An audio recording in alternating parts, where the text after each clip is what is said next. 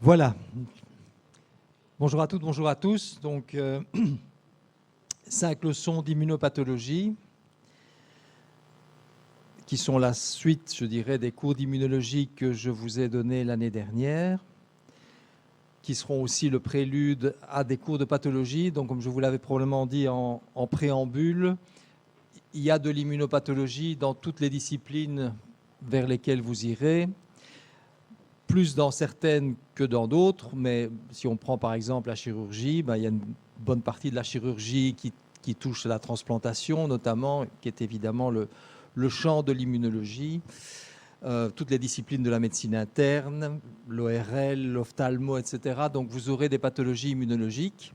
Le but évidemment n'est pas de voir ici en détail les maladies que vous reverrez dans les cours de master, à l'exception peut-être de quelques-unes qui sont vraiment dans dans la spécialité des immunologistes cliniques. L'immunologie clinique n'existe pas encore en tant que sous-spécialité de la médecine interne, elle est en passe de l'être. D'ailleurs, on vient de créer un service ici au CHU qui s'appelle médecine interne générale et immunologie clinique. Et on nous a promis qu'au niveau de la reconnaissance INAMI, une spécialité en immunologie clinique verrait le jour, comme c'est le cas en France ou dans d'autres pays européens. On est un peu à la traîne. Alors, je verrai avec vous plus en détail les immunodéficiences primaires, c'est la matière d'aujourd'hui, avec des notions relativement pratiques, parce que c'est moi qui prends ces patients en charge au CHU. Mais pour d'autres pathologies, comme par exemple, je ne sais pas moi, les maladies inflammatoires de l'intestin, il va de soi qu'il y a prof de gastro-entérologie qui est par ailleurs notre doyen, qui est Édouard Louis, qui est un excellent gastro-entérologue et un excellent qui connaît très très bien l'immunologie de ces maladies. Donc ce serait ridicule de ma part de faire un pré-cours alors qu'il le reverra l'année d'après. Donc il y aura une certaine asymétrie. Pour certaines pathologies, on va être très théorique pour préparer les cours de master qui, eux, seront plus pratiques. Pour d'autres choses, on sera plus pratique parce que personne d'autre que moi ne les reverra avec vous. Le cours d'aujourd'hui va être donné de façon traditionnelle. Bon, c'est une période de l'année extrêmement chargée. Je termine le cours de Bac 2 et par ailleurs au vice-rectorat. Comme vous savez, le hasard de la vie a fait que je suis devenu vice-recteur et donc c'est une bonne tranche de boulot en plus. Donc le diaporama, c'est un diaporama de 2020. Je ne sais pas si c'est celui-là que vous avez comme référence. Je peux vous l'envoyer très rapidement en PDF à vos délégués pour diffuser si vous pensez que c'est plus facile pour vous. Pour les cours qui suivent, je vais essayer malgré tout de les simplifier quelque peu, mais les cours seront donnés de façon inversée. Je sais que vous êtes ambigu par rapport à ça. Ça complique probablement votre travail d'apprentissage parce que vous devez voir deux choses. Mais bon, je trouve aussi que c'est l'occasion d'insister sur vraiment ce qui est important. Et donc, au début de chaque cours, je ferai un hyper résumé de la matière théorique à voir qui se rapporte à... Et alors, ce sera illustré soit par un article scientifique ou un cas clinique. Et on fera à la fin de chaque cours les QCM de l'année dernière qui se rapportent à la matière. Les examens se font à livre ouvert. J'attire lourdement votre attention sur le fait que vous avez un examen intégratif qui, lui, n'est pas à livre ouvert parce que je ne suis pas le seul à décider. Ce ne serait que moi, je le ferai à livre ouvert. Mais ce n'est pas moi qui décide tout seul. Et donc, le risque pour vous, si vous n'avez pas malgré tout une connaissance, je dirais, de base des concepts de l'immunologie et de l'immunopathologie, c'est que vous tombiez à l'examen intégratif sur une vignette où il y a de l'immunopathologie. J'imagine que ces vignettes, vous les avez. Si vous ne les avez pas, c'est que vous êtes bien mal organisé, mais à mon avis, vous devez les avoir. N'ayez pas peur de les... Voilà, parce que si à l'examen, un étudiant ne sait plus du tout ce que c'est un lymphocyte T ou un lymphocyte B, etc., c'est difficile de mettre une note de satisfaction pour la partie immunologie des choses. Je demande aussi à vos délégués de m'envoyer un mail, comme ça vous êtes le point de contact.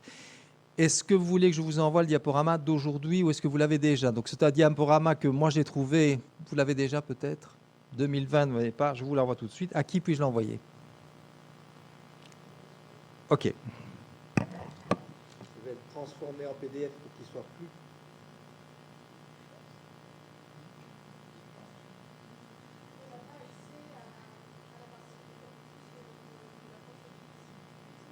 Vous n'avez pas accès à eCampus. Je vais m'occuper de ça. Mais pour le cours d'aujourd'hui, je vous l'envoie et je vais valider eCampus. Je suis désolé, je suis un peu en retard sur la balle ce coup-ci.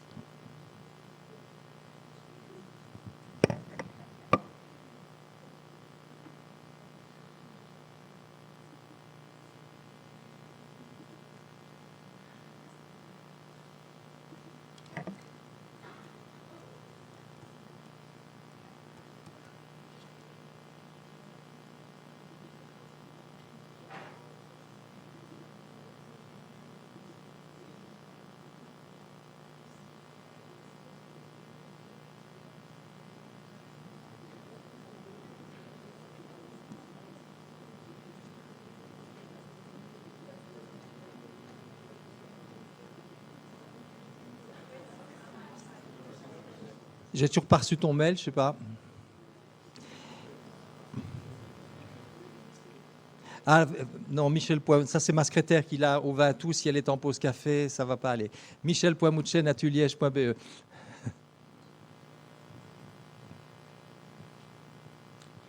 Ou bien tu me l'as dit comme ça.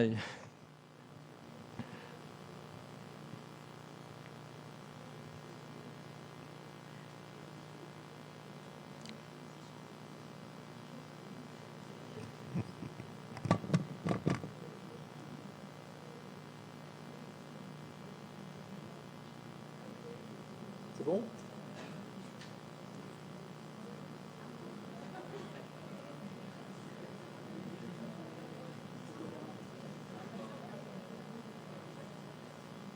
Souriane. Ah voilà. Thibaut.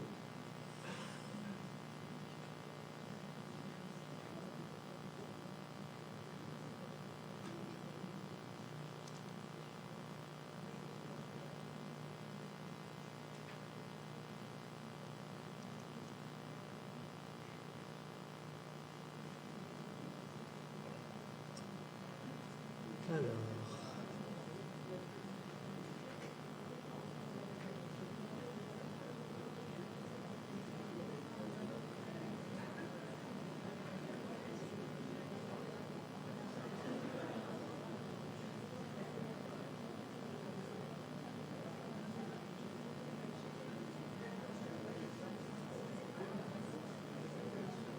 Voilà, c'est parti. Tu l'as?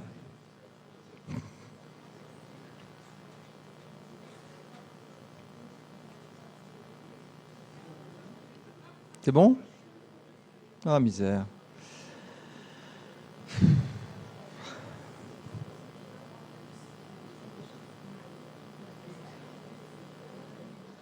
Voilà, on y est.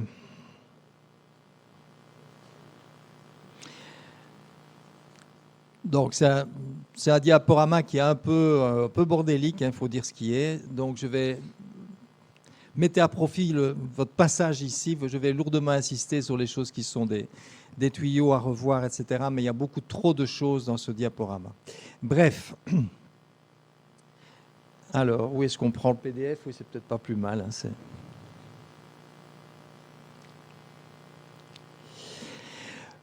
Qu'est-ce que l'immunopathologie? Donc, c'est l'étude de maladies dans lesquelles le fonctionnement immunitaire, une anomalie du fonctionnement immunitaire joue un rôle central, et c'est-à-dire des maladies dans lesquelles un traitement qui va cibler le traitement immunitaire peut améliorer les symptômes. Il va de soi que l'immunologie est dans tout, mais ce cours-ci s'est focalisé sur vraiment des maladies dans lesquelles le primum movens, en quelque sorte, est une anomalie de fonctionnement du système immunitaire. Alors, le cours est divisé en 4 sections.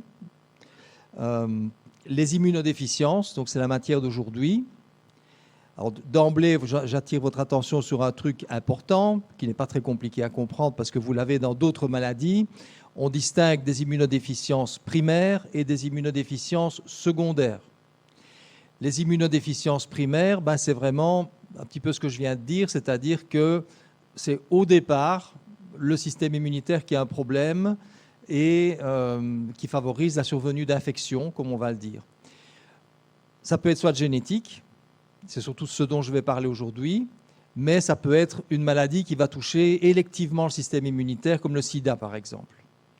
Alors j'ai choisi de ne pas parler du sida, c'est mon core business, hein. J'ai commencé ma vie de jeune médecin avec les patients sida dans les années 90, ça ne nous rajeunit pas, bien avant votre naissance. Vers 92, j'ai fait mes premières armes dans le domaine, mais j'ai choisi de ne pas en parler parce qu'un jeune collaborateur qui va vous donner cours de maladies infectieuses l'année prochaine, qui est Gilles Darcy, qui est un excellent médecin, chercheur et pédagogue, a fait son doctorat et fait sa recherche sur le sida. Et donc, je crois que l'occasion est trop belle. C'est lui qui vous donnera le cours sur le sida. Moi, j'en dirai très, très peu de choses. Donc, cours d'aujourd'hui, surtout immunodéficience, à l'exception du sida. Le cours de la fois prochaine, les allergies et les hypersensibilités. Comment les définit-on? Bon, je redéfinirai ça en détail, mais on définit les allergies et les hypersensibilités comme des réponses immunitaires qui ne sont pas des maladies auto-immunes. Il faut déjà bien comprendre la distinction. Une maladie auto-immune, c'est vraiment le système immunitaire qui se retourne contre nos propres antigènes. Les hypersensibilités et les allergies, c'est une réponse immunitaire qui est dirigée contre des antigènes qui ne sont pas des antigènes du soi. Par exemple, les pollens, des antigènes de l'alimentation, des antigènes de la peau des animaux domestiques ou que sais-je, ou des médicaments que vous prenez. Donc, c'est des réponses immunitaires qui, a priori, ont une raison d'être, pourrais-je dire, puisque le système immunitaire produit des réponses contre ce qui n'est pas nous-mêmes, mais dont les conséquences sont des maladies chez nos patients, le rhume des foins, le choc anaphylactique, des dermatites atopiques. Donc, c'est un immense champ de l'immunopathologie. Quelle que soit votre spécialité, vous verrez des eczémas, vous verrez des rhumes des foins, et c'est important que vous ayez vos repères. Il y a plusieurs vignettes d'examen qui sont sur ce concept. Les maladies auto-immunes, c'est un truc très particulier. Là aussi, tous les organes peuvent être touchés par des maladies auto-immunes, depuis la peau jusqu'au système nerveux central, le cœur, en veux-tu, en voilà, tous les organes. Et enregistrez-le dès à présent. La nuance, je viens de le dire, avec les hypersensibilités, c'est qu'il faut pouvoir démontrer chez le patient l'existence d'une réponse immune adaptative. L'immunologie l'année dernière est loin, mais souvenez-vous, on a deux grands types de réponses immunitaires. Une réponse immunitaire ancestrale, qu'on pourrait dire inflammatoire, qu'on rencontre chez les invertébrés, etc. C'est les macrophages, les cellules dendritiques, bon voilà. Le complément dans une certaine mesure, qu'on appelle immunité naturelle, et une immunité plus moderne qui est apparue chez les vertébrés supérieurs et qui fondamentalement repose sur deux compartiments, les lymphocytes T, notamment les lymphocytes T cytotoxiques, et les anticorps. L'auto-immunité, ça concerne ça, c'est-à-dire ça concerne la démonstration chez un malade d'auto-anticorps ou de lymphocytes T autoréactifs dirigés contre un auto-antigène. C'est un pléonasme puisqu'ils sont auto. Ça, c'est les maladies auto-immunes. Donc, c'est le rôle central d'une réponse adaptative dirigée contre un antigène du soi. Et la dernière partie, c'est une dérégulation, non pas de l'immunité adaptative, mais plutôt de ces mécanismes ancestraux de l'immunité naturelle. Et c'est ce qu'on appelle des maladies auto-inflammatoires. J'ai cité mon ami et doyen Édouard Louis, qui s'occupe de maladies inflammatoires de l'intestin, le Crohn, la rectocolite ulcéro-hémorragique, etc. Ce ne sont pas des maladies auto-immunes, parce qu'on ne trouve pas d'auto-anticorps dirigés contre les cellules de l'intestin. Il y a des entéropathies auto-immunes, mais qui sont très très rares, et ce n'est pas de ça que mes collègues s'occupent ici. C'est vraiment une dérégulation des mécanismes inflammatoires profonds, et c'est ce qu'on appelle des maladies auto-inflammatoires. Alors, les patients ils ne font pas la nuance entre ce qui est auto-inflammatoire, auto-immun, mais ce n'est pas qu'une nuance, je dirais, sémantique de gens qui se chatouillent pour se faire rire. Ça a des implications différentes en termes de traitements proposés. Vous savez qu'il y a une révolution maintenant dans les traitements d'auto-immunité qui arrivent avec des CAR T-cells, une série de choses totalement révolutionnaires. Et savoir qu'on a affaire à des lymphocytes T autoréactifs ou bien à une dérégulation des macrophages implique des traitements différents. Donc ce n'est pas purement des fantaisies d'immunologistes qui disent ça pour vous embêter. Auto-inflammatoire, auto-immun, hypersensibilité. Alors il y a un grand chapitre qui manque, mais je n'ai pas le temps de le voir et je pense aussi que ce n'est pas moi qui serai le mieux placé pour le voir. C'est vraiment les cancers du système immunitaire, notamment tout ce qui est lymphome, myélome, etc. Ça, c'est M. Kars, le professeur d'hématologie, dont c'est par ailleurs la sous-spécialité, je vais dire, qui les verra avec vous dans le cours d'hématologie de l'année prochaine. Alors, j'ai commencé, mais il faudrait les restructurer un peu différemment, mais voilà. Le diaporama est là, il n'est pas si mal que ça.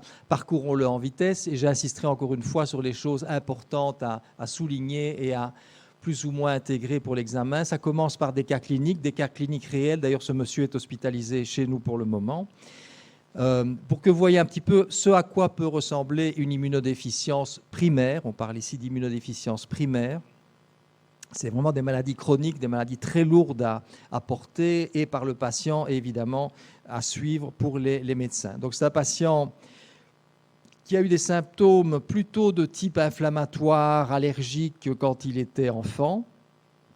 Donc ça c'est juste pour vous illustrer ce qu'est une dermatite atopique ou eczéma avec ces lésions au niveau souvent du pli des coudes, parfois au niveau des mains. Puis il a vu se développer des verrues. Donc, quand on voit des verrues, vous savez que ce sont des infections virales. Autant c'est banal d'avoir occasionnellement une verrue au niveau de la plante des pieds. Quand on a des verrues aussi importantes que ça doit évoquer une immunodéficience. Okay ? Alors d'emblée, ça viendra par la suite dans le cours dans une vingtaine de minutes, mais d'emblée, un truc à bien intégrer, c'est vraiment le tuyau du cours d'aujourd'hui probablement, c'est pouvoir corréler le type d'infection que vous observez chez un patient au type d'immunodéficience qu'il ou elle présente. En super simplification, on peut dire que les infections virales évoquent plutôt un déficit de l'immunité à médiation cellulaire. Okay ? Parce que quand une cellule est infectée par un virus, la seule façon pour notre organisme de mettre un terme à l'infection, c'est de détruire les cellules infectées. Or, les anticorps ne sont pas du tout équipés pour ça, parce qu'ils ne pénètrent pas dans le cytoplasme et donc ils ne peuvent pas aller détecter des antigènes viraux. Alors, dans certains cas, une cellule infectée exprime à sa surface du virus, mais c'est loin d'être la règle. Elle va exprimer des peptides, mais les anticorps ne reconnaissent pas les peptides. Donc, l'arme pour se débarrasser d'une infection virale, c'est une réponse des lymphocytes T cytotoxiques. C'est pour ça que dans le sida, que vous verrez l'année prochaine, il y a énormément d'infections virales qui sont très problématiques, le cytomégalovirus notamment, Epstein-Barr, les JC-virus, etc. Et ici, voilà. Donc, clairement, cette situation évoque un déficit immunitaire.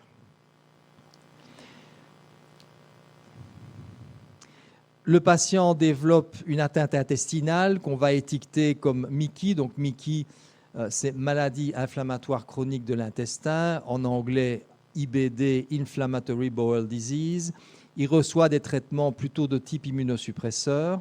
Et à l'âge de 35 ans, il va développer une primo-infection à CMV. Alors, vous savez que là aussi, ça fait partie de votre culture générale de médecin. Les virus persistants de type EBV, CMV, etc., on ne les contracte pas tous au même âge. EBV, vous êtes déjà pratiquement à 95% positif pour EBV. Donc ça veut dire que toute votre vie, vous allez avoir du virus EBV en vous, mais qui normalement ne se réplique plus ou très peu. CMV, c'est plus tard dans la vie. C'est d'habitude, ça peut se faire à tout âge, mais la moyenne, c'est plutôt aux alentours de l'âge de ce monsieur-là. Normalement, quand on fait sa primo-infection CMV, sauf en cas de grossesse où c'est problématique pour le bébé, le fœtus, Normalement, une infection ACMV est relativement peu symptomatique, hein, mais en tout cas ne donne pas des pneumonies, etc. Donc ce patient-là doit être hospitalisé avec une pneumonie notamment. Donc indiscutablement, il a un déficit de l'immunité ici à médiation cellulaire.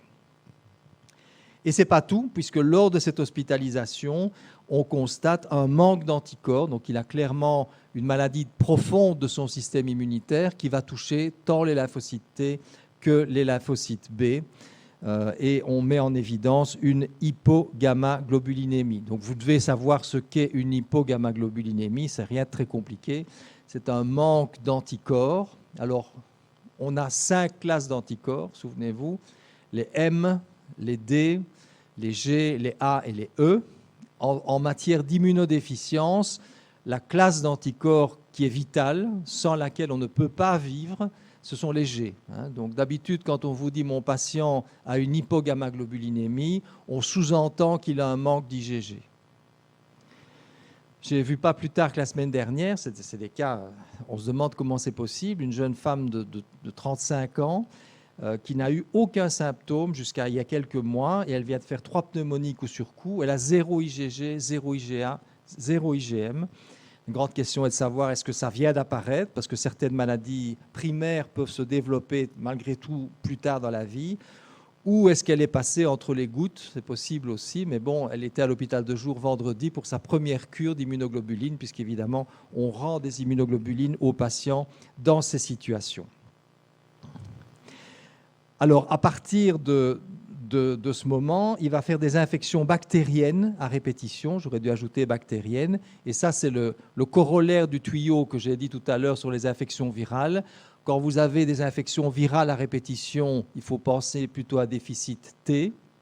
Quand vous avez des infections bactériennes à pneumocoque, à Haemophilus influenza à répétition, il faut plutôt penser à déficit en anticorps. Il a les deux, ce monsieur. Donc, vous allez voir plus ou moins pourquoi. Le but n'est pas de vous mettre des mutations rares dans la tête. C'est de l'illustration, ceci.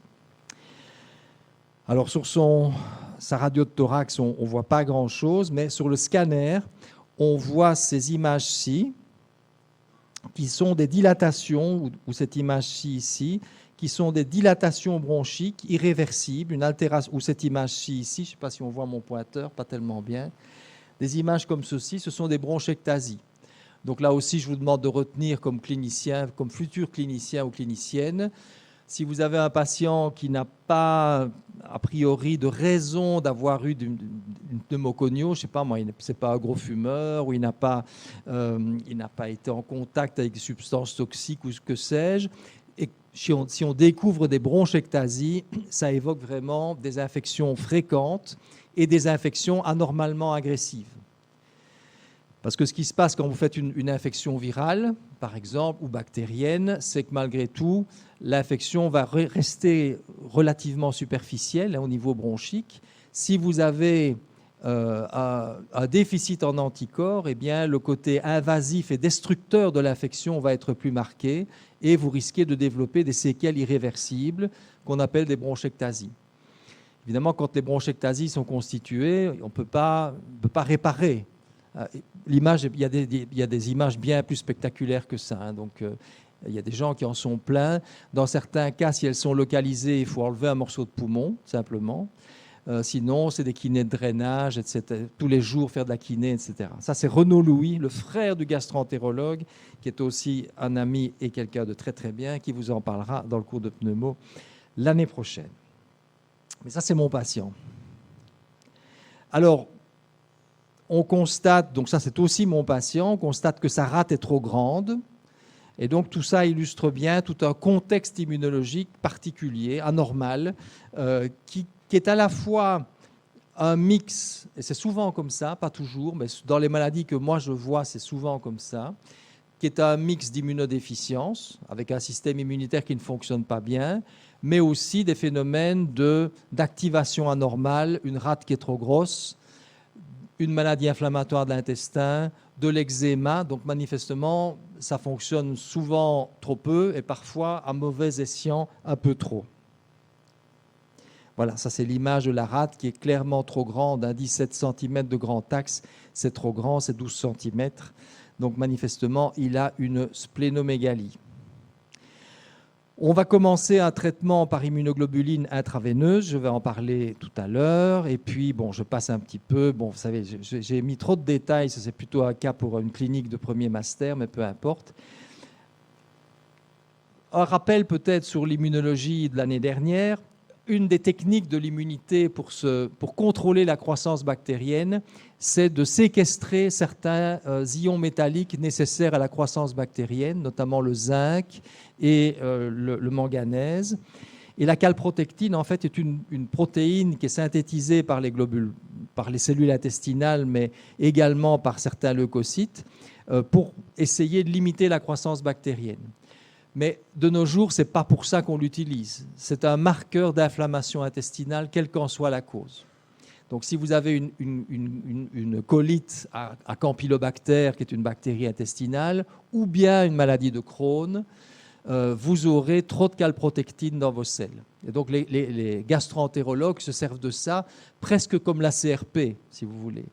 On met en place un traitement d'une maladie de Crohn et on demande aux patients de rapporter tous les mois un petit pot avec un échantillon de sel. Et en mesurant la quantité de calprotectine dans les selles, on peut voir si le traitement va mieux ou pas. Parce que ce n'est pas toujours facile de demander aux patients est-ce que vous avez plutôt 5 selles, 8 selles, 10 selles.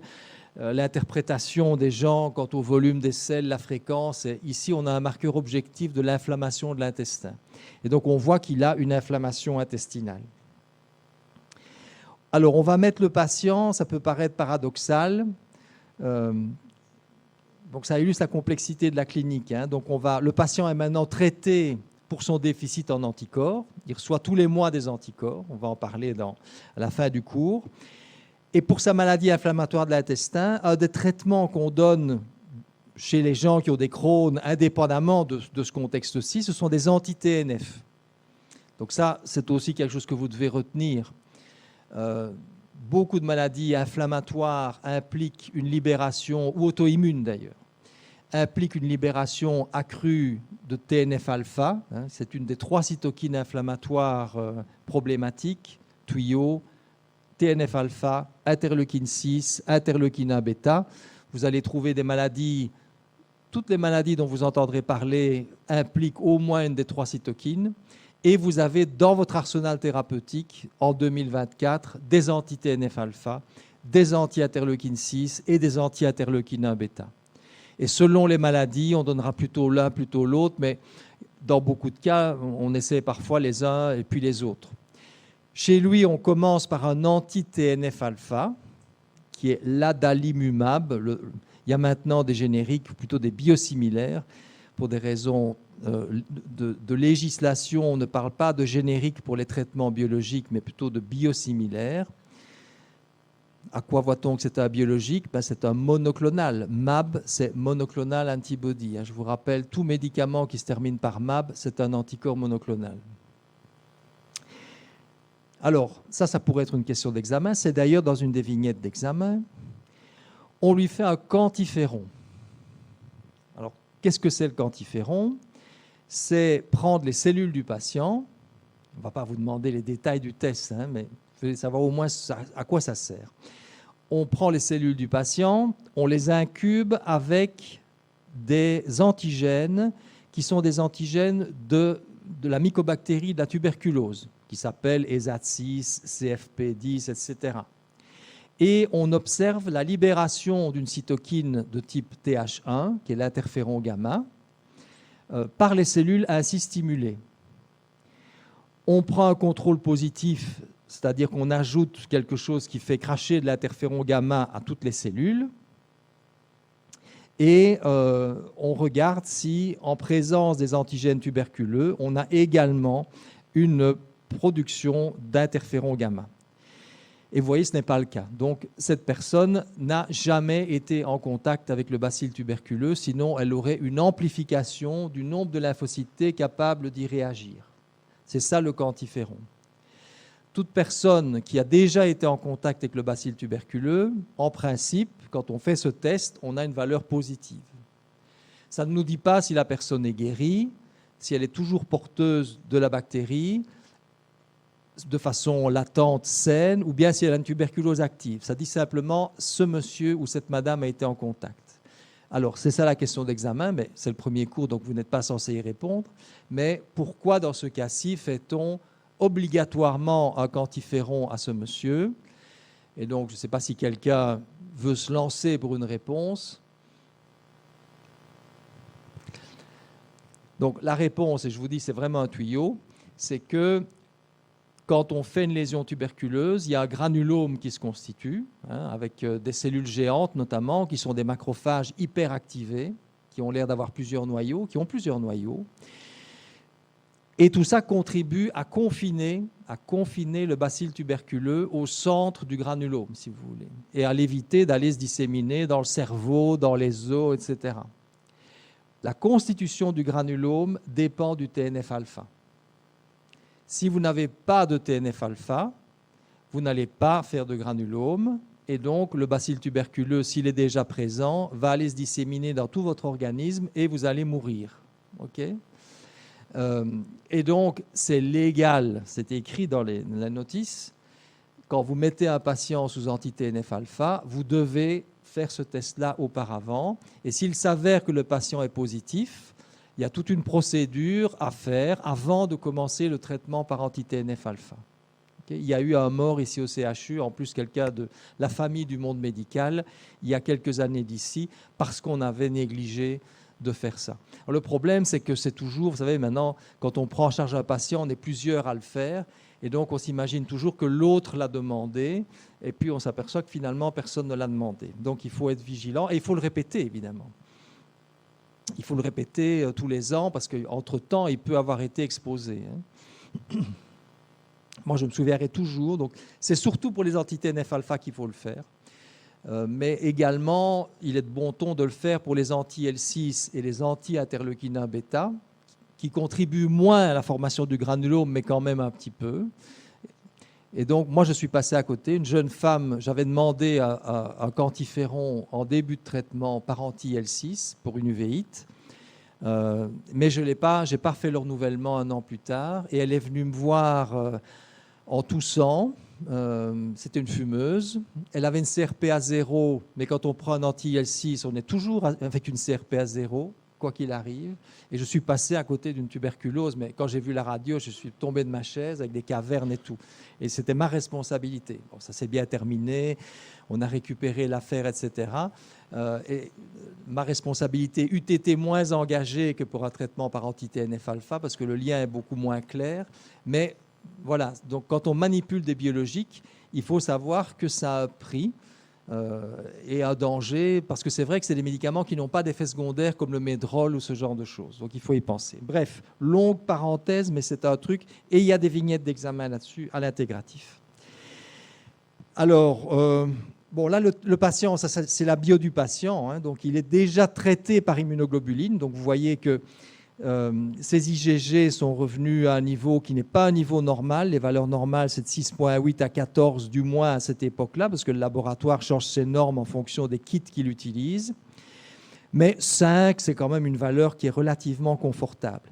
Il conserve néanmoins, tuyau aussi, mais ça va venir en tant que tel dans quelques minutes, on ne corrige pas, vous pouvez l'écrire en toutes lettres, on ne corrige pas un déficit en IgA par des perfusions d'immunoglobulines. Ça ne marche pas, ça ne remonte pas.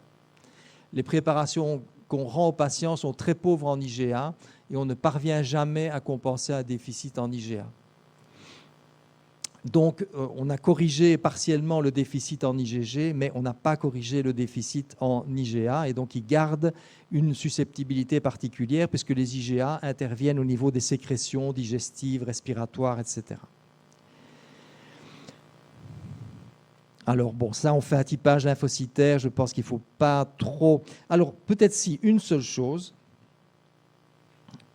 Je me rends bien compte que c'est compliqué. Vous débarquez un peu dans le cours d'immunopathologie et je mesure très très bien la complexité de l'affaire, et c'est pour ça que quand je dis qu'un truc est important, il était important, le reste. Mais bon, on pourrait se dire, voilà, mon patient, il a très peu d'anticorps. J'ai oublié de vous montrer la valeur de départ, mais il était effondré. Il était à 1 gramme ou à 0,5 gramme. Est-ce que c'est parce qu'il a trop peu de lymphocytes B? Eh bien non. On voit malgré tout qu'il a des lymphocytes B qui sont en quantité normale, 87,7% de cellules B naïves. Donc, manifestement, les lymphocytes B sont présents, 7% de lymphocytes B totaux, valeur normale de 6 à 19. Mais par contre, si on regarde les stades terminaux de l'évolution des lymphocytes B, à savoir les plasmocytes ou plasmoblastes ici, on voit qu'eux sont très bas. Donc, dans la maladie de ce patient, c'est vraiment la toute fin de la différenciation des lymphocytes B vers les plasmocytes qui est touchée, mais il a des lymphocytes B. Alors, ça sent évidemment la maladie génétique, hein, donc parce qu'il n'a pas le sida, il n'a pas eu une chimiothérapie, il ne prenait pas de Medrol, etc. Et depuis quelques années, on a maintenant des capacités génétiques considérables par rapport à ce qu'il y avait il y a 30 ans d'ici. Et entre 2016 et maintenant, on a encore considérablement progressé. Donc, on fait ce qu'on appelle des analyses en panel. Donc, ce qu'on fait, c'est séquencer la totalité du génome du patient. Mais je dirais que l'annotation de ce génome nécessite une intervention humaine. Il faut analyser les polymorphismes, etc. Si bien que d'habitude, on ne le fait que dans un contexte bien particulier. Je m'explique. Donc, le laboratoire séquence tout le génome, mais on dit au laboratoire, écoutez, il a une immunodéficience, donc j'aimerais surtout que vous concentriez votre analyse sur toute une série de gènes dont on sait qu'ils sont impliqués dans les immunodéficiences. Mais ça pourrait être équivalent pour des maladies neurodégénératives, pour des maladies hépatiques, etc. Donc, c'est des analyses en panel. Et ce que vous avez là en tout petit, c'est le nom de tous les gènes qui ont été analysés chez mon patient. Et entre 2016 et maintenant, leur nombre a été multiplié par 4 ou 5, certainement, parce qu'on a découvert de nouvelles maladies. À l'époque, ça s'est envoyé à Freiburg, donc chez un des grands experts européens qui est un ami, Bodo Grimbacher. Et maintenant, on a ça en Belgique, pas à Liège, parce que les différents centres de génétique se sont partagés les maladies. Et nos centres de référence pour les maladies immunitaires, c'est plutôt Gand et Leuven. Et donc, on a trouvé la mutation chez mon patient. Et là aussi, c'est une des plus fréquentes dans ce type de situation. C'est une mutation qui va toucher une protéine appelée CTLA4. OK ? Alors, c'est à la fois un détail, mais qui malgré tout a une certaine importance. Je vous ai parlé de CTLA4, je ne sais pas si vous en avez un vague souvenir. Ça mérite néanmoins que vous réactiviez ce souvenir, puisque CTLA4 est un des checkpoints qui est utilisé dans les traitements du cancer. Okay ? Donc, comment est-ce que ça marche?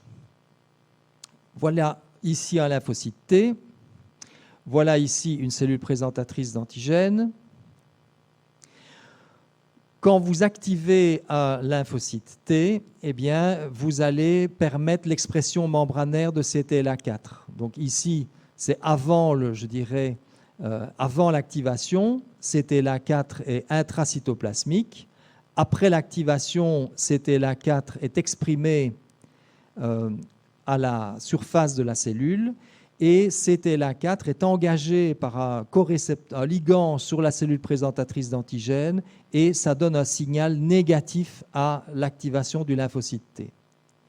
Alors, qu'est-ce qui se passe chez notre patient? Et encore une fois, ça peut vous paraître paradoxal, mais c'est souvent comme ça. C'est qu'en fait, le fond du problème chez mon patient, c'est un excès d'activation du système immunitaire, parce qu'il n'a pas de CTLA4, ou en tout cas, il a une haploinsuffisance. Et donc, les premières maladies qu'il a développées quand il était gosse, de l'eczéma, des maladies inflammatoires, etc., démontraient un excès d'activité du système immunitaire à cause de cette absence de CTLA4. Et c'est secondairement qu'on a une sorte de vieillissement prématuré du système immunitaire à cause de cette activation permanente. C'est secondairement que les maladies d'immunodéficience apparaissent. Pourquoi est-ce un traitement utilisé dans le cancer, dans les cancers, on va essayer de reproduire d'une certaine façon ce qui s'est produit chez mon patient, c'est-à-dire booster ces lymphocytes T pour qu'ils combattent les cellules cancéreuses, notamment par un monoclonal dirigé par contre CTLA4. Bref, trop de détails, mais voilà. Retenez que dans beaucoup de maladies d'immunodéficience, au départ, ce sont paradoxalement des mutations qui vont favoriser une activation permanente du système immunitaire qui, secondairement, va s'effondrer et provoquer la survenue des maladies infectieuses opportunistes. Vient ensuite une introduction qui est un peu trop longue aussi, mais on va aller rapidement, sur, je ne dis pas que ce n'est pas important, mais bon, il y a à mon avis un peu trop de blabla dans ceci. Le fait que les patients sont obsédés par leur immunité. Okay, nous-mêmes, on est tous obsédés par ça, c'est-à-dire qu'on se dit, ben voilà, il faut renforcer nos défenses, aller chez votre pharmacien, booster vos défenses, renforcer vos défenses, etc. Et donc, beaucoup de patients sont persuadés que ce qui leur arrive, c'est un manque d'immunité. Et donc, très souvent, des patients viendront vous trouver en disant, écoutez, j'attrape tout ce qui passe, je dois avoir une maladie d'immunodéficience, etc., etc. Et donc, dans les 10 minutes qui suivent, je vais très rapidement, mais on va être très, très rapide, aborder des situations qui sont des situations banales, auxquelles vous serez confrontés, mais qui sortent du champ des maladies d'immunodéficience sensu stricto, comme celle du patient qu'on vient de voir et qui est hospitalisé maintenant. Alors, il faut savoir qu'une maladie grave, quelle qu'elle soit, augmente le risque infectieux. On l'a bien vu dans le Covid. Qu'est-ce qui faisait les Covid les plus sévères ? C'était les gens qui avaient, en plus de ça, une insuffisance rénale, une insuffisance hépatique, une décompensation cardiaque, une insuffisance respiratoire. Donc, toute maladie grave, il ne faut pas être médecin pour le savoir, c'est un peu le bon sens. Toute maladie grave abaisse les défenses immunitaires. Et il ne faut pas nécessairement faire des bilans immunologiques pour le savoir. Il faut essayer d'équilibrer la maladie grave en question. Beaucoup de médicaments, même des médicaments auxquels le patient ne pense pas nécessairement, ont des effets immunosuppresseurs d'une certaine façon. Les corticoïdes, bien sûr, même les corticoïdes inhalés. Beaucoup de personnes se disent, bah oui, c'est juste un aérosol, ça n'a pas d'impact. Si, on a montré que les corticoïdes inhalés ont, si on en abuse, mais pas de façon nécessairement démente, mais des abus même modérés peuvent provoquer des déficits immunitaires à la fois locaux, mais parfois même systémiques. Les inhibiteurs de la pompe à protons, d'une certaine façon, donc les IPP, qui ne connaît pas dans son entourage quelqu'un qui prend du Nexium, du Pentomède, de l'oméprazole, c'est banalissime. Eh bien, il y a une volumineuse littérature qui montre que la prise d'IPP favorise les pneumonies, etc., etc. Donc, c'est des choses auxquelles il faut penser. Entendons bien, si quelqu'un ici prend du Nexium, ce n'est pas pour ça qu'il va faire une pneumonie demain. C'est un petit facteur de risque, mais bon, parfois, les petits facteurs de risque s'additionnent, donc ça fait partie des choses qu'il faut demander aux patients. Voilà, ça j'ai dit. Alors, il y a toute la problématique des microflores. Dès que vous touchez à vos flores, que ce soit les flores digestives, génitales, forcément, vous allez ouvrir la porte à des agents infectieux qui, normalement, étaient contrôlés par vos propres microflores. Là aussi, il ne faut pas être grand médecin pour savoir que quand on prend des antibiotiques, on va faire des infections, des diarrhées fréquentes, notamment la diarrhée à Clostridium que Gilles ou Frédéric Fripia vous enseigneront l'année prochaine. C'est parce qu'on a abîmé la microflore que les infections surviennent. Et donc parfois on a une situation paradoxale de gens qui prennent trop souvent des antibiotiques et c'est à cause de ça qu'ils font trop d'infections. Et donc il faut essayer de rompre le cercle vicieux. De même les vaginites après traitement antibiotique, etc., etc. Bon, ça, je passe parce que c'est trop de blabla. Si vous pouvez lire, c'est un petit peu la démonstration que l'utilisation d'antibiotiques favorise la récurrence d'autres infections, mais on n'a pas le temps de voir ça. De même que cette histoire d'abcès à répétition, je crois que ça sort un peu, je crois que vous verrez ça dans d'autres cours. Le tabac, évidemment. Donc là aussi, quelqu'un vous dit « je fais tout le temps des infections respiratoires ». Ne cherchez pas midi à 14 heures. Le tabac est un gros facteur de risque d'infection respiratoire. Ce n'est pas une immunodéficience au sens premier du terme, mais il faut y penser. Y compris même l'exposition passive à la fumée de cigarette. Voilà toute une série d'études qui vous montrent que le fait de vivre avec un fumeur ou avec une fumeuse augmente le risque, et ce n'est pas des petites infections, hein, c'est chez les enfants qui vivent avec un parent ou des parents fumeurs, le risque de maladies invasives bactériennes ou de portage. Je ne sais pas si vous êtes familier à ce type d'image. Est-ce que vous voyez de quel type d'études on veut parler avec ça? Donc, c'est ce qu'on appelle des méta-analyses. Hein, vous connaissez bien. Et donc, le petit losange ici, c'est une sorte de... C'est ça la méta-analyse, donc qui montre que globalement, le risque est doublé. Et toutes les études qui ont contribué à établir le losange sont reprises au-dessus. Et chaque fois que les barres de déviation ne croisent pas la ligne du 1, eh bien, c'est que vous avez un effet significatif. Par exemple, cette étude-ci, Modley et al. 1999, ne montre pas d'impact du tabagisme passif. Par contre, cette étude-ci montre un impact majeur, et on calcule le poids de chaque étude en fonction du nombre de patients, etc. Et on établit ainsi. C'est une science intéressante, mais où, si aussi ce n'est pas fait avec rigueur, on peut pratiquement faire dire n'importe quoi. Donc prudence avec les méta-analyses. Les carences en vitamine D, elles ont été extrêmement à la mode. Comme toutes les modes, ça retombe un petit peu. C'est surtout quand le laboratoire a décidé, ou l'INAMI ont décidé de ne plus les rembourser aussi facilement qu'avant, donc on en demande moins. Mais indiscutablement, ce n'est pas parce que ce n'est plus à la mode que ce n'est pas vrai. Indiscutablement, les carences en vitamine D contribuent aux infections. Il y a il y a des centaines d'études qui le suggèrent. C'est un petit facteur, hein, c'est un petit facteur. Mais c'est un facteur qui contribue. Et donc, si vous avez des patients qui ont des déficits majeurs en vitamine D, rendez-leur de la vitamine D. Okay. Donc là aussi, j'ai repris toute une série d'études, mais le but n'est pas de voir ça en détail. Voilà une belle méta-analyse sur l'effet de traitement par vitamine D sur la prévention de la récurrence d'infections respiratoires. Donc c'est quand même pas sorti de nulle part, mais bon.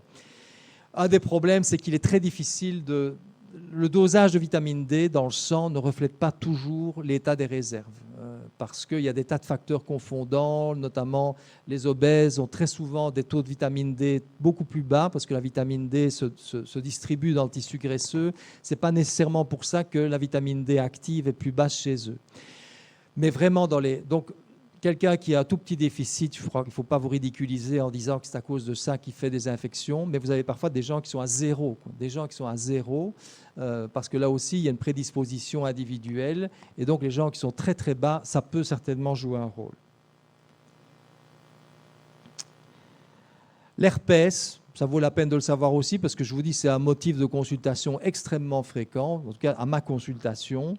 Des gens vous disent, écoutez, je dois avoir un problème immunitaire, j'ai tout le temps des boutons de fièvre ou de l'herpès génital, vérifiez mon système immunitaire, on ne trouve jamais rien.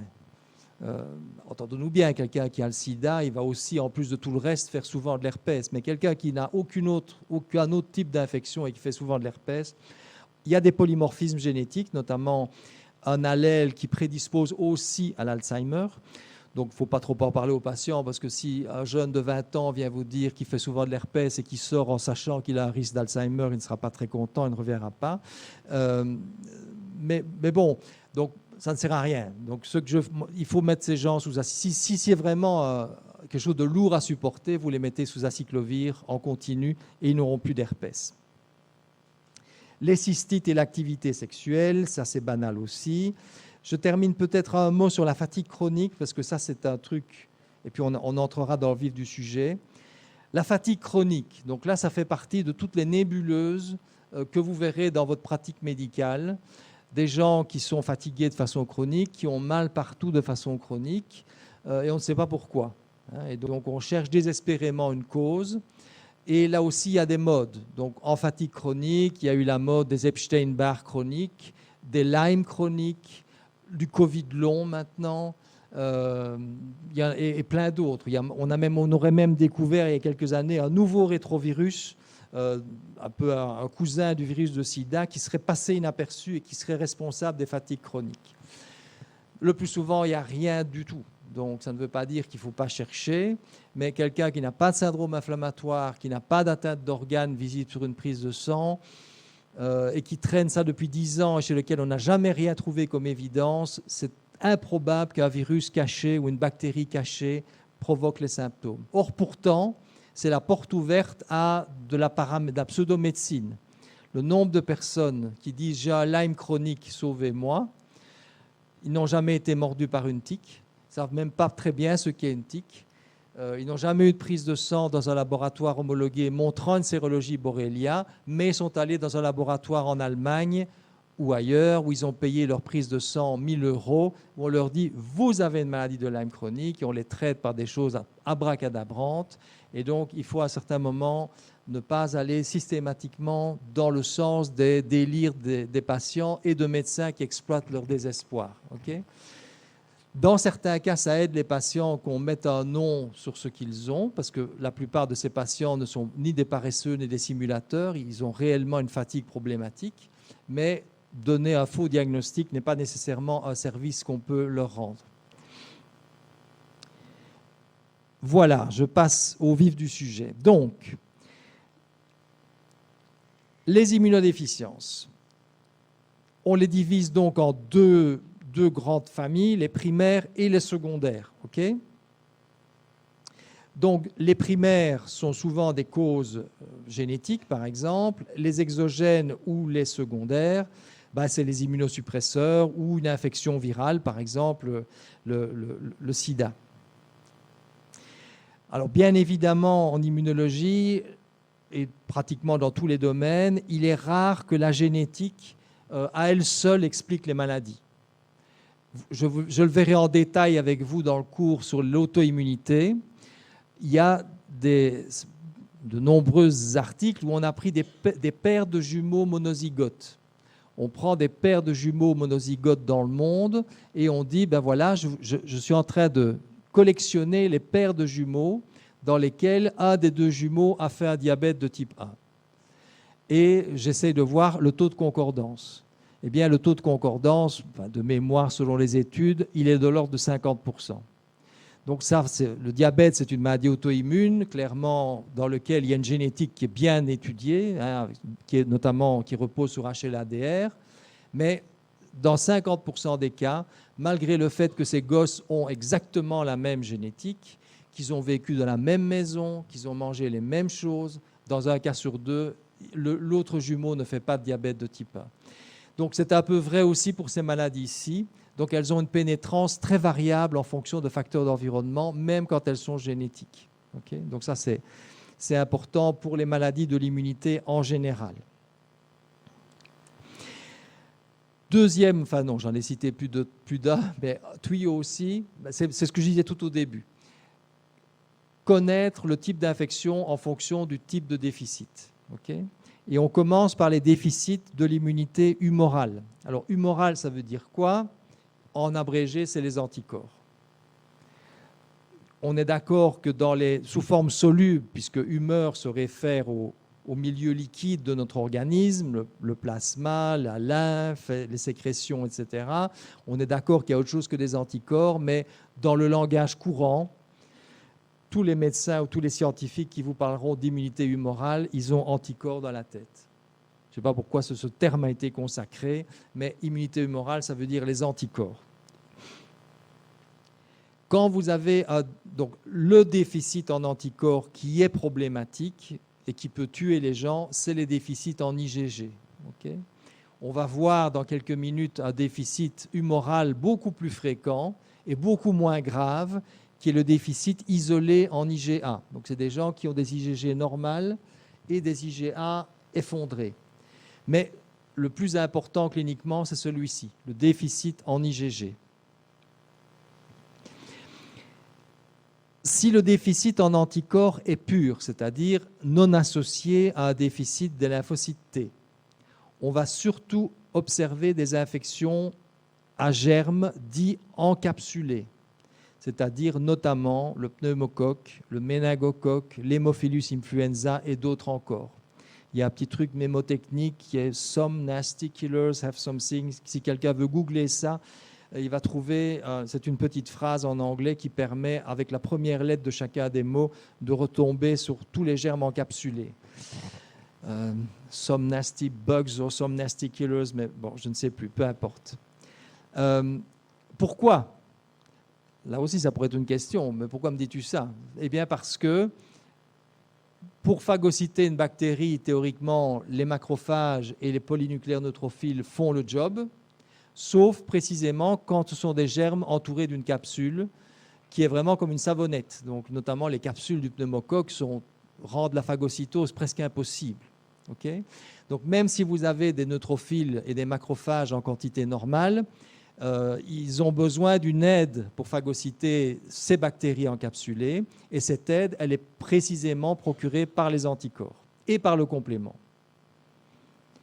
C'est ce qu'on appelle l'opsonisation. Souvenez-vous, cette histoire, opsoniser, préparer le repas en grec, donc c'est faciliter l'absorption, l'absorption la phagocytose du germe encapsulé par les cellules phagocytaires grâce à des anticorps ou du facteur C3b du complément. Dans la majorité des cas, l'organe cible de ces déficits en IgG, c'est le poumon, ou les voies respiratoires en tout cas. Donc des bronchites, des pneumonies, avec souvent des séquelles sous forme de bronchectasie. Donc ça, c'est vraiment important à retenir. Voilà des illustrations de bronchectasie. Ici, on la voit plutôt en coupe transversale. Elle est beaucoup mieux visible, là où il y a la flèche. Ce n'est pas une image, c'est une image d'Internet, ceci. Qu'est-ce qu'on a comme cause maintenant? Donc, je vous ai montré un tout petit peu le tableau. Donc, infection bactérienne. Alors, entendons-nous bien, je ne l'ai même pas mis dans la dia, mais si vous n'avez pas du tout d'anticorps, non seulement vous allez être très fragile par rapport aux infections bactériennes, mais vous ne pourrez pas non plus fabriquer d'anticorps neutralisants, qui eux sont actifs aussi contre les virus. Si vous êtes, je l'espère, tous et toutes vaccinés contre l'hépatite B en tant que futur médecin, ça veut dire que même si vous êtes exposé par accident ou sexuellement à une grande quantité de virus HBV, vous n'aurez pas une seule de vos cellules infectées. Parce que vos anticorps neutralisants sont tellement puissants qu'ils vont fermer la porte, ils vont aller se fixer sur la protéine de surface de HBS, du virus d'hépatite B, et l'empêcher de nuire. Il va de soi que si vous n'avez pas du tout d'anticorps, vous n'allez pas avoir d'anticorps neutralisants. C'est le bon sens. Donc, ça ne veut pas dire que les anticorps ne servent à rien pour les infections virales, mais ils interviennent très tôt, plutôt comme protecteurs. Une fois que l'infection virale est installée, les anticorps ne peuvent plus rien faire pour l'éliminer. Un patient infecté par le VIH, il est bourré d'anticorps anti-VIH. Il en a des quantités énormes, mais qui sont absolument impuissants à éradiquer l'infection. Ce sont les lymphocytes T qui devraient faire le job, mais comme c'est précisément eux qui sont attaqués par le virus du sida, l'affaire est compliquée. C'est pour ça que les médicaments sont les bienvenus dans ce cas-là. Les causes maintenant de déficit en anticorps. Voilà une maladie qui est emblématique, mais que vous ne verrez pas. Moi, j'en ai vu un cas dans ma vie. Donc, il est très improbable que vous en voyez, sauf si, et ça me ferait le plus grand plaisir, vous voulez faire de l'immunologie spécialisée, aller à Paris ou à Londres dans un centre expert qui collectionne les cas. Donc, mais c'est une maladie qui ne manque pas d'intérêt parce qu'elle est emblématique et que certains médicaments, pour des raisons que je vais vous expliquer, ciblent l'enzyme qui est déficiente chez ces patients. Donc c'est une maladie qui touche une enzyme qui est impliquée dans la différenciation très précoce des lymphocytes B, et cette enzyme s'appelle la tyrosine kinase de Bruton. Bruton, c'est le monsieur qui a découvert cette maladie et qui a donné son nom à l'enzyme. Alors elle est codée sur le chromosome X, donc comme vous l'avez compris, c'est surtout les garçons qui sont atteints de cette maladie. Et c'est une maladie qui est caractérisée par une A-gamma-globulinémie. Donc ça ne veut pas dire 0,5 IgG, ça veut dire 0. 0 IgG, 0 IgA, 0 IgM. Et donc il n'y a pas non plus de lymphocyte B. À la différence du patient que j'ai montré tout à l'heure, souvenez-vous, il avait trop peu d'anticorps, mais quand on mesurait ses lymphocytes B, ils étaient quand même là. Certes, ils ne se différenciaient pas jusqu'au stade plasmocyte, mais ils étaient quand même là. Ici, pas de lymphocyte B, pas d'anticorps. Donc, pourquoi est-ce si rare? Parce que c'est très grave. Donc, la plupart du temps, maintenant, évidemment, on fait des greffes de moelle, etc., de cellules souches hématopoïétiques. Mais dans les siècles qui ont précédé, ces gosses mouraient.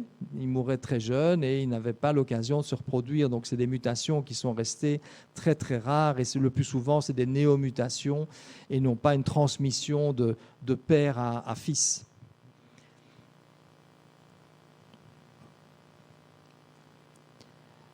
D'autant plus que je suis en train de dire une bêtise génétique, là. Non, il me semble. Hein, oui. Vous ne dites rien, vous. Donc, ce n'est pas possible de transmettre de père à fils. Donc, la transmission se fait d'une mère porteuse à un fils, mais pas le contraire. Le père ne transmettant que l'Y. Merci.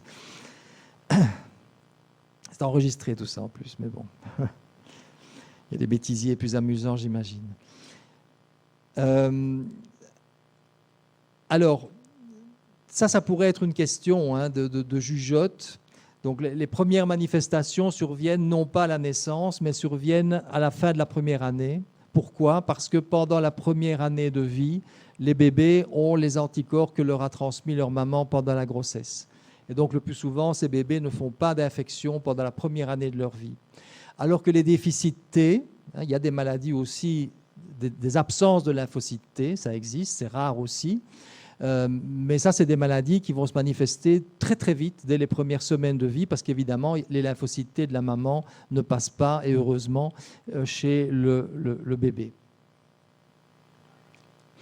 Alors ça vous montre, voilà, c'est un peu pour mettre cette maladie de Bruton en perspective avec le cas du monsieur dont j'ai parlé tout à l'heure. Donc, le cas du monsieur dont j'ai parlé tout à l'heure, c'est un déficit qui touche les phases terminales de différenciation des lymphocytes B, mais ce patient, il a bel et bien des lymphocytes B dans son sang. Donc, le cas du monsieur dont on a parlé tout à l'heure, il appartient à la famille de maladies dont je vais parler dans une minute, qu'on appelle les déficits immunitaires communs variables, Common Variable Immunodeficiency. Le cas dont nous parlons avec Bruton, c'est un déficit qui est beaucoup plus précoce dans la différenciation des lymphocytes B et qui s'accompagne donc de l'absence d'anticorps et de l'absence de lymphocytes B.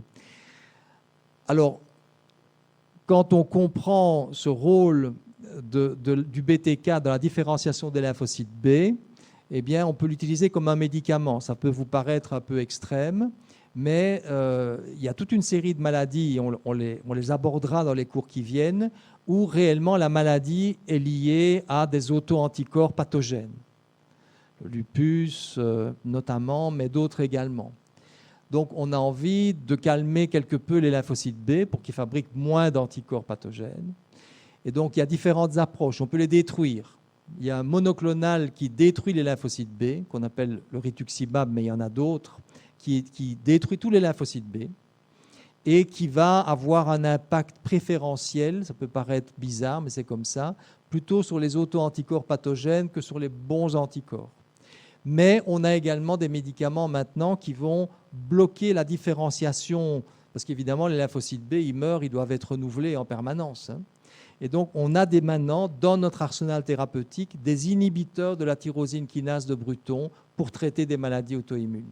Donc même si vous oubliez Bruton parce que la maladie de Bruton est très rare, il est quand même possible que dans certaines spécialités, vous utilisiez des inhibiteurs de la BTK, Bruton tyrosine kinase.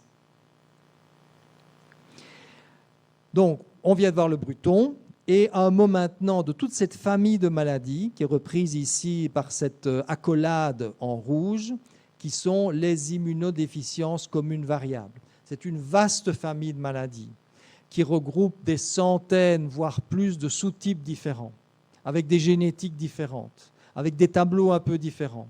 Mais c'est les plus fréquentes. D'ailleurs, si vous avez un C, c'est parce que c'est les immunodéficiences communes variables. Okay? Et le V, c'est parce qu'elles sont variables. C'est-à-dire que d'une personne à l'autre, vous avez des gens qui sont un peu malades ou des gens qui sont très très malades, comme mon patient de tout à l'heure qui va probablement avoir de gros problèmes, malheureusement, dans les semaines qui viennent. Alors, qu'est-ce qu'on peut dire de ces immunodéficiences communes variables? Donc, vaste ensemble de maladies distinctes, caractérisées par le minimorum, comme on peut dire, c'est d'avoir trop peu d'IgG, bien qu'il y ait des déficits de l'immunité cellulaire associés. Il y a des déficits T qui sont associés, comme chez mon patient qui faisait des verrues et du CMV. Mais je dirais qu'elles sont définies avant tout par l'existence d'un déficit d'IgG. C'est très souvent accompagné d'un déficit parfois total en IgA et en IgM. C'était le cas chez mon patient. Il y a toujours des lymphocytes B. Les lymphocytes B ne sont jamais absents. Il y a très souvent en accompagnement, c'était le cas chez mon patient, un déficit modéré, mais ça peut être modéré à sévère, de l'immunité cellulaire. Les lymphocytes T s'entend. Et il y a très souvent en accompagnement des phénomènes de type allergique, auto-inflammatoire, lymphoprolifératif, voire même des lymphomes, et auto-immun. Donc c'est cette superposition d'un défaut d'immunité et d'un excès d'immunité. Donc je vous demande de retenir plus ou moins ceci. Donc qu'est-ce qu'une immunodéficience comme une variable? C'est un ensemble de maladies d'immunodéficience primaire. Il n'y a pas une cause exogène qui peut être mise en évidence, qui est caractérisée par un déficit en IgG, avec des infections respiratoires de type pneumocoque, etc.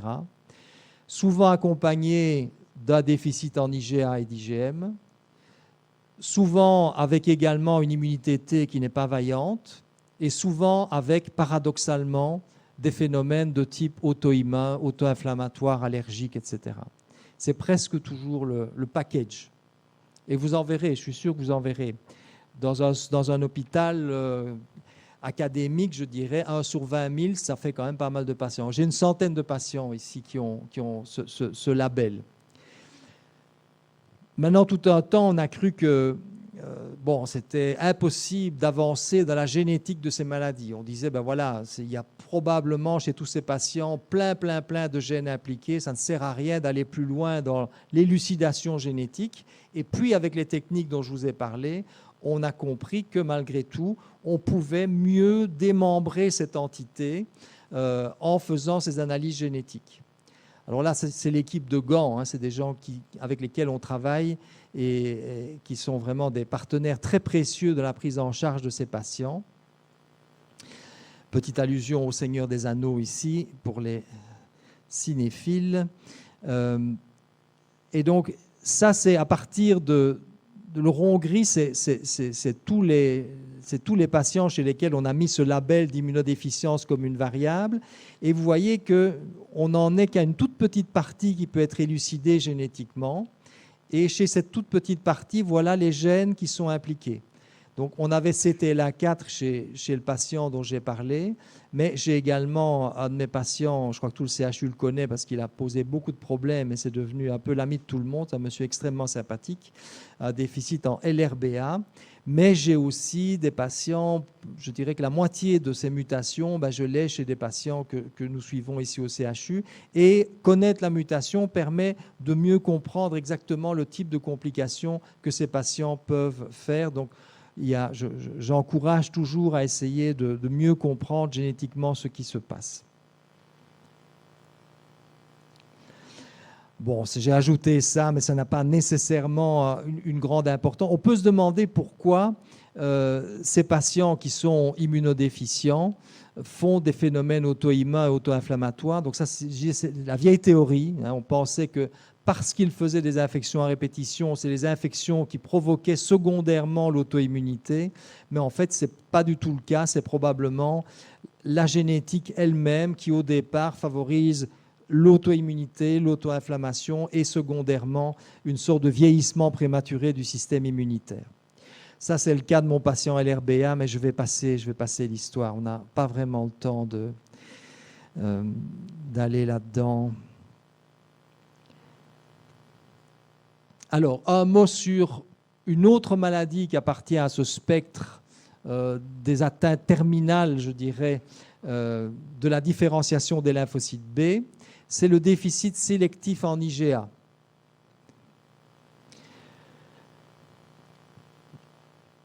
Alors, il y a une ambiguïté, hein, parce que dans certains textbooks, on met le déficit sélectif en IgA vraiment comme une forme particulière d'immunodéficience commune variable. La tendance, c'est quand même de dire que c'est une maladie voisine, mais que comme il n'y a pas de déficit en IgG associé, on ne peut pas l'appeler immunodéficience commune variable. Donc, si un jour vous êtes dans un examen ou quoi et vous avez l'impression que ce n'est pas clair, il faut toujours demander qu'on précise.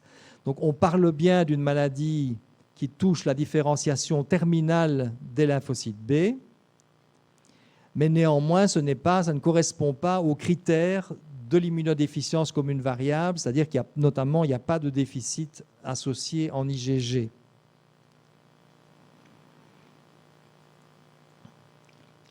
Alors ça, je suis certain que vous en verrez, puisque c'est une personne sur 500, donc c'est beaucoup, hein. Donc, il y a, si vous êtes, je ne sais pas, une centaine ici, il y a une chance sur 5 qu'une personne ici n'ait pas d'IgA, sans le savoir peut-être. Donc, c'est le déficit immunitaire le plus fréquent. Donc, ça, j'en ai plein, et j'en ai vu 3 la semaine dernière. Donc, il y a 0 IgA. Ce qui est fabuleux, c'est qu'on ne sait pas pourquoi. Moi, c'est toujours un questionnement pour moi, c'est qu'on n'ait pas une idée claire de la raison pour laquelle ces patients n'ont pas d'IgA.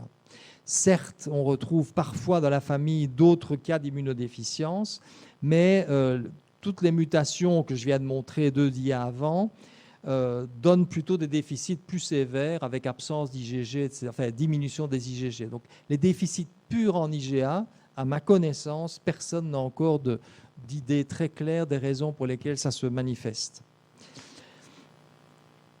Pour pouvoir poser le label déficit sélectif en IgA, il faut que les IgG soient normales.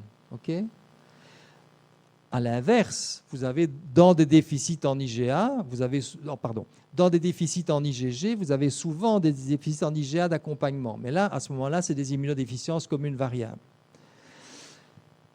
Quand on dit déficit sélectif en IgA, c'est que c'est sélectif. Il ne faut pas être grand clair pour le comprendre. Alors vous allez dire, pourquoi est-ce qu'on passe son temps à se chipoter avec ça? C'est simple. Ça, c'est une maladie bénigne. La plupart des gens ne le savent pas, n'ont jamais de problème. Dès que les IgG sont un peu basses, on commence à faire des pneumonies et des problèmes plus significatifs. Ceux-là, on ne les traite pas. Les déficits en IgG, on leur donne des préparations d'immunoglobulines qui coûtent 1 000 € par mois.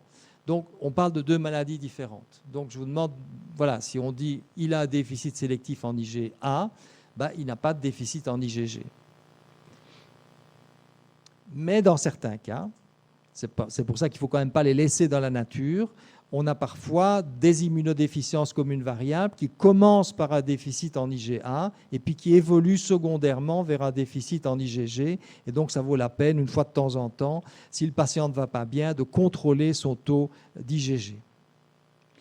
Donc, soit le patient est asymptomatique, soit il développe uniquement des infections, je dirais, superficielles, un peu plus de pharyngite, un peu plus d'otite, mais sans nécessairement avoir de pneumonie. Un peu plus de diarrhée infectieuse parfois. Et on note parfois aussi en accompagnement des maladies allergiques plus fréquentes. J'ai vu il y a 2 semaines une jeune femme avec une absence d'IgA et par exemple une allergie aux protéines du lait. Et donc, il y a un lien probable entre ce déficit en IgA et des allergies.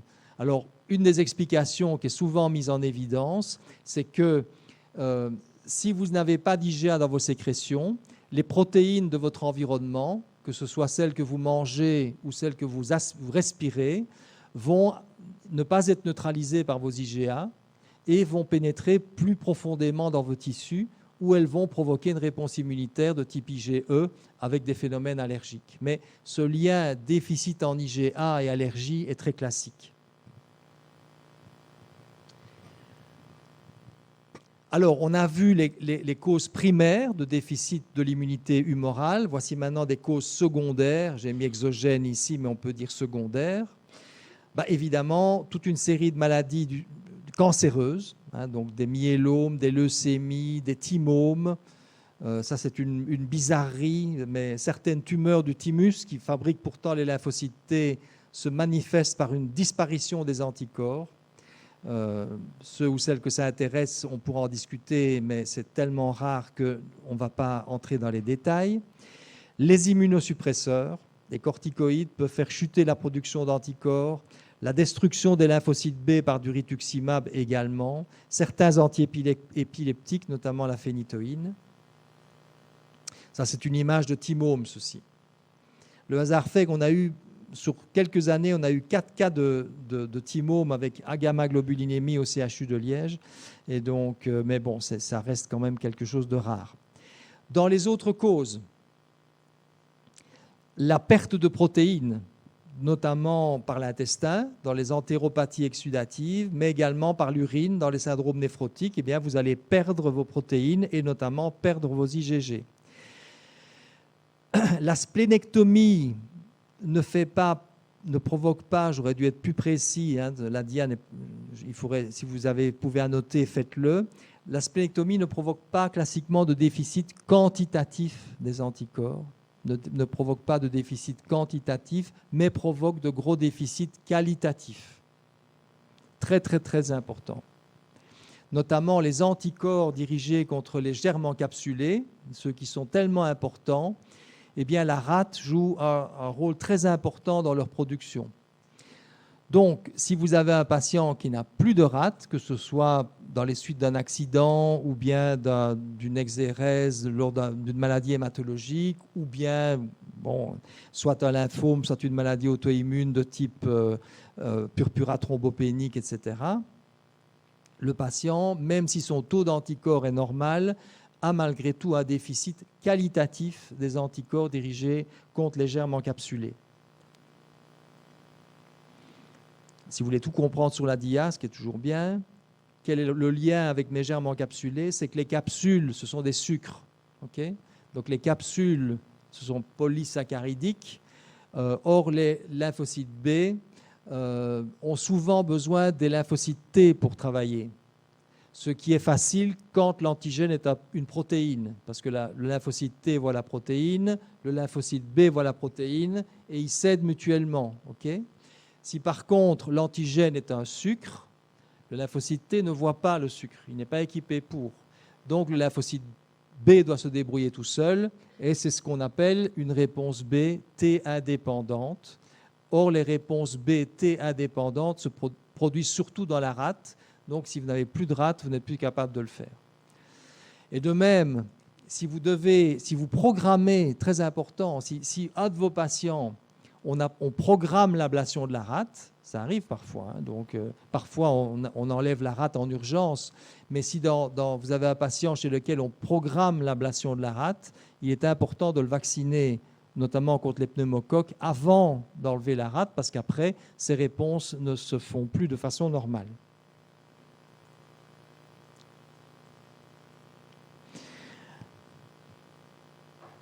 Je ne vous tirerai pas 2 heures, hein, rassurez-vous, encore 15 minutes et puis je vous laisse aller. Je ne fais pas de pause, mais on termine dans 15 minutes. La prise en charge des patients. Donc ça fait partie des choses, je dirais, qui vont plus vers la clinique parce que c'est moi, mes collègues et moi, qui les prenons en charge. Il y a essentiellement 2, je vous donne leurs noms si vous les voyez pendant les stages, ce sont 2 bonnes personnes, Constance Paco et Majdoulin El Moussaoui, qui sont les 2 internistes immunologistes qui travaillent avec moi sur ces cas particuliers. Alors, évidemment, des mesures de bon sens. Hein, si vous avez un patient hypogammaglobulinémique, il faut essayer de ne pas fumer. Si on doit lui rendre la vitamine D, s'il a des bronchectasies, la kiné respiratoire, il faut faire les vaccins. Alors, là aussi, c'est une question extrêmement importante. Est-ce qu'il faut vacciner les immunodéprimés? Oui et non. Okay, non s'il s'agit de vaccins vivants. Les vaccins vivants, sauf exception, discussion, évaluation, risque-bénéfice, les vaccins vivants, on ne les donne pas aux immunodéprimés, tout simplement parce que le vaccin vivant peut tuer la personne. Je vous montrerai un magnifique cas, peut-être que j'en ai déjà parlé même dans votre cours d'immuno, d'un patient qui avait reçu un vaccin vivant contre la tuberculose quand il était nourrisson, et on l'a retrouvé chez lui 35 ans plus tard dans ses poumons, agressif, parce que le patient était immunodéficient, mais qu'on ne le savait pas à la naissance. Des vaccins vivants, il n'y en a pas des masses, hein. Il y a la fièvre jaune, le vaccin polio n'est plus un vaccin vivant dans nos pays. Il y a le rougeole, rubéole, oreillon. Et là, selon le cas d'immunodéficience, les pédiatres, au cas par cas, je dirais, décident le plus souvent de le faire malgré tout. Et à ma connaissance, c'est plus ou moins tout, hein.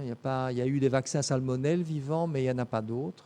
Mais en tout cas, celui pour lequel vous aurez le plus souvent la question, c'est fièvre jaune. On voyage de plus en plus, enfin, peut-être que ça va changer dans le futur, hein, avec l'état actuel du monde, mais de plus en plus de personnes voyagent et vous diront, tiens, vous me donnez tel médicament, du Medrol à 32 mg, etc. Est-ce que je peux faire le vaccin fièvre jaune? Ou bien, vous savez bien que mon immunité a un problème, est-ce que je peux faire le vaccin fièvre jaune? Et ça, c'est des questions auxquelles vous devrez répondre. Tous les autres vaccins non vivants, il faut les faire. Est-ce qu'ils marchent aussi bien que chez une personne immunocompétente? Non, évidemment. Mais un petit peu, c'est mieux que pas du tout. Okay? Donc, il n'y a jamais de problème à faire le vaccin de la grippe, à faire le vaccin du Covid, à faire le vaccin du pneumocoque chez quelqu'un qui a une immunité dans les lattes. Au contraire, il faut le faire.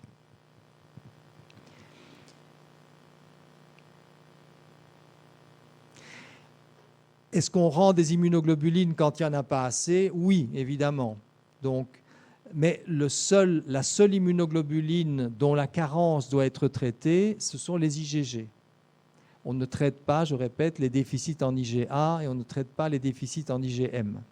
Donc si votre patient a trop peu d'IgG, il faut le traiter.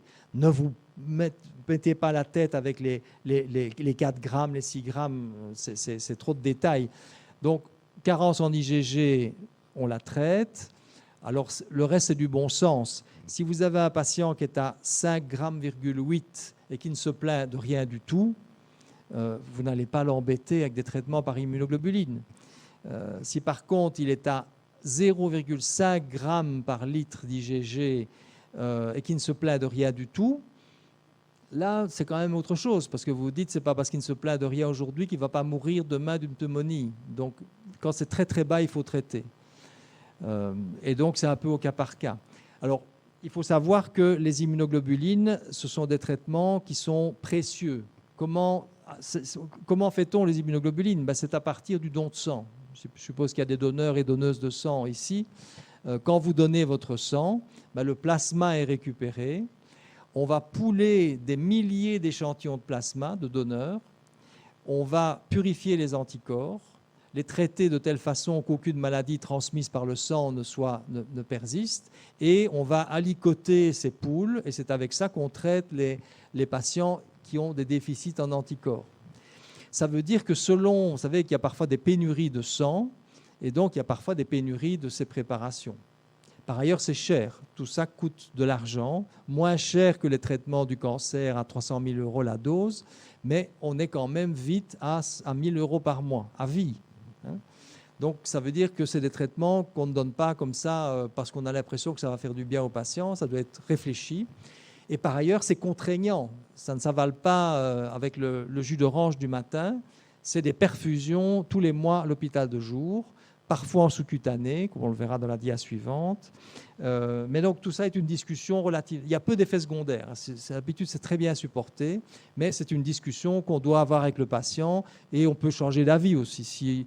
Si le patient dit « écoutez, j'ai aucun bénéfice de votre traitement, je fais toujours autant d'infections qu'avant », on peut revoir sa décision. Mais je répète, on ne traite pas le déficit pur en IgA. Alors là, il y a un petit truc qui est classique, mais personnellement, je n'ai jamais vu ce phénomène, mais c'est vraiment un grand classique, mais c'est plutôt pour les spécialistes. Vous avez parfois des gens, comme mon patient d'ailleurs, qui ont trop peu d'IgG, donc il faut les traiter, parce qu'ils ont trop peu d'IgG, mais ils n'ont pas d'IgA du tout. Eh bien, dans certains cas, quand on rend des anticorps à ces patients-là, ils font un choc anaphylactique parce qu'ils sont devenus allergiques aux IgA, parce qu'ils n'en ont pas eux-mêmes. Ils ne reconnaissent pas l'IgA comme une protéine du soi. Et donc, théoriquement, chez ces patients-là, il faut être prudent lors des premières perfusions, et on l'est par ailleurs. Je passe tout ceci, je passe tout... Bon, ça vous résume. Bon, il y a eu de l'inflation depuis les 700 €, maintenant c'est plutôt 1000. On peut les faire en sous-cutané ou en intraveineux, mais tout ça, c'est des détails pratiques. Et on en arrive déjà peut-être dans les 5-6 minutes qui nous restent. Donc, on a vu les humorales. Donc, ce que vous devez retenir, c'est quel type d'infection a-t-on dans les déficits de l'immunité humorale, germes encapsulés surtout. L'organe clé, c'est le poumon. Les causes primaires, c'est des causes souvent génétiques, avec dans certains cas des maladies graves, type maladie de Bruton, qui touchent vraiment la différenciation initiale des lymphocytes B, mais beaucoup plus fréquemment deux maladies voisines. D'une part, tout le groupe des immunodéficiences communes variables, qui sont des maladies graves, trop peu d'IgG, et les déficits sélectifs en IgA, qui sont encore beaucoup plus fréquents et qui ne sont pas graves. Et on a vu le traitement de ces maladies, c'est rendre des anticorps. Et c'est frustrant, évidemment, vous avez parfois des patients qui disent écoutez, j'ai plus d'IgA, je suis tout le temps malade, c'est pas grave, mais je suis tout le temps absent à l'école, etc. Vous dites je n'ai rien à vous proposer, rendre des anticorps ne sert à rien. Sauf évidemment s'il y a en plus un déficit en IgG, mais alors on n'est plus dans cette définition-là. Juste alors quelques mots sur les déficits de l'immunité cellulaire. Donc là, on parle de déficit des lymphocytes T cytotoxiques, des lymphocytes Th1 et dans une certaine mesure des Th17. Et là, le type d'infection qu'on va surtout rencontrer, ce sont des germes intracellulaires, tuyaux. Okay ?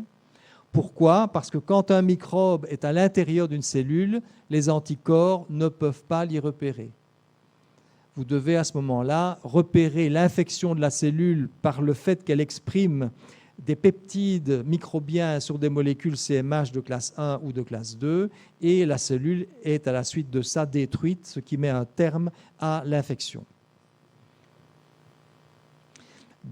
Avec le Covid, on a vu des personnes qui ont des déficits de l'immunité cellulaire, qui restent porteurs du virus Covid pendant des mois. On a vu ça. Hein. Donc on a l'impression que parfois c'est des maladies très aiguës, mais il y a des gens qui restent porteurs parce qu'ils ne parviennent pas à mettre un terme à l'infection à cause d'un déficit de l'immunité à médiation cellulaire. Alors, ça peut être également, rentrant dans ce contexte du déficit de l'immunité à médiation cellulaire, un déficit non pas tellement des lymphocytes T cytotoxiques, mais plutôt des macrophages. Parce que retenez que même si les macrophages n'appartiennent pas à l'immunité adaptative, leur activation dépend étroitement des lymphocytes T de type Th1. Donc si vous avez un déficit des Th1, les macrophages ne sont pas bien activés et ne peuvent pas notamment se débarrasser du bacille tuberculeux. Donc les cytokines de type Th1 sont très importantes pour la lutte contre la tuberculose, la cause principale de mortalité par le sida en Afrique, la tuberculose.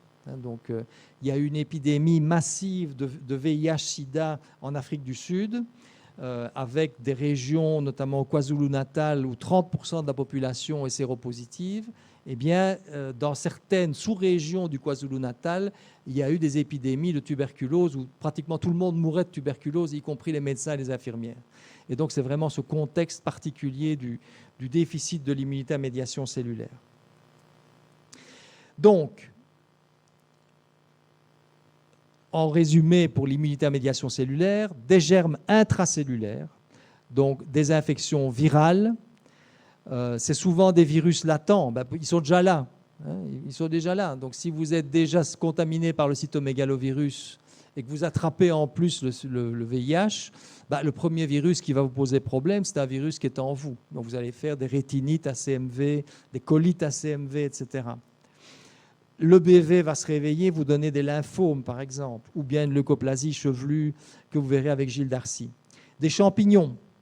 D'ailleurs, le pneumocystis est un champignon. J'aurais dû le mettre dans la même ligne, mais c'est un champignon un peu particulier, d'où le fait que j'ai mis deux lignes différentes. Beaucoup de champignons sont intracellulaires, évidemment. Des bactéries intracellulaires, comme les mycobactéries, mais il y en a d'autres. Ça, c'est une dia un peu compliquée qui résume ce rôle du lymphocyte T dans le contrôle du bacille tuberculeux. Fondamentalement, il faut retenir que c'est l'activation du macrophage par les cytokines de type Th1 qui va permettre au macrophage à la fois de tuer et de contenir le bacille tuberculeux.